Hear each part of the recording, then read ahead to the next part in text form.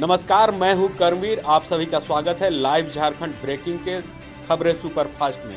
खबरें सुपरफास्ट के प्रायोजक हैं पंजाब नेशनल बैंक, शिक्षा और अनुसंधान university, Budhia Bagan, Lakshmi Vilas bank gold loan, ISM Pundag, NIPS school of hotel management, Gokul restaurant. केंद्रीय बजट के बाद प्रधानमंत्री नरेंद्र मोदी ने कहा, स्टार्टअप और रियल एस्टेट के लिए टैक्स में सुविधाएं दी गई हैं। दुमका में झारखंड मुक्ति मोर्चा का स्थापना दिवस समारोह, मुख्यमंत्री हेमंत सोरेन ले रहे हैं हिस्सा।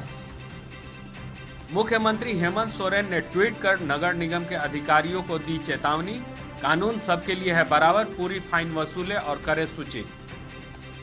सीएम के ट्विटर पर दिए गए आदेश के बाद बरवाडीह की लाभुक को मिला विधवा पेंशन। स्वास्थ्य मंत्री बन्ना गुप्ता ने किया कई स्वास्थ्य केंद्रों का निरीक्षण, दिया निर्देश। राज्य के जल संसाधन पथ निर्माण विभाग में अभियंता प्रमुख का पद खाली, JCECE बोर्ड के परीक्षा नियंत्रक भी हुए रिटायर।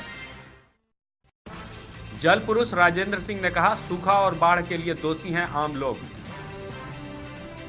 साहित्यकार शुभ्रा मुदगिल ने टाटा लिटरेरी मीट में कहा, लोगों की दिलचस्पी हिंदी साहित्य में घटी। आज से आम लोगों के लिए खुल रहा है राजभवन उद्यान, दोपहर 3 बजे तक लोग कर सकते हैं भ्रमण। पूर्व केंद्रीय मंत्री सुबोधकांत सहाय ने कहा कि मोदी सरकार द्वारा पेश किया गया बजट निराशाजनक। चतरा में अज्ञात पिकअप वैन की चपेट में आने से 2 युवकों की मौत, एक घायल, रिम्स में रेफर। 10 फरवरी को राष्ट्रीय कृमि मुक्ति दिवस को लेकर बच्चों को दी जाएगी अल्बेंडाजोल की खुराक। लोहरदगा में जिला प्रशासन ने कर्फ्यू में दी शाम 6 बजे तक की ढील।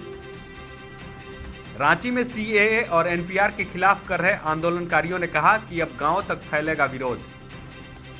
भारत और न्यूजीलैंड के बीच 5वां और आखिरी T20 क्रिकेट मैच आज, भारत 4-0 से है आगे। खबरों में बने रहने के लिए धन्यवाद। हम फिर से हाजिर होंगे नए बुलेटिन और अपडेट के साथ।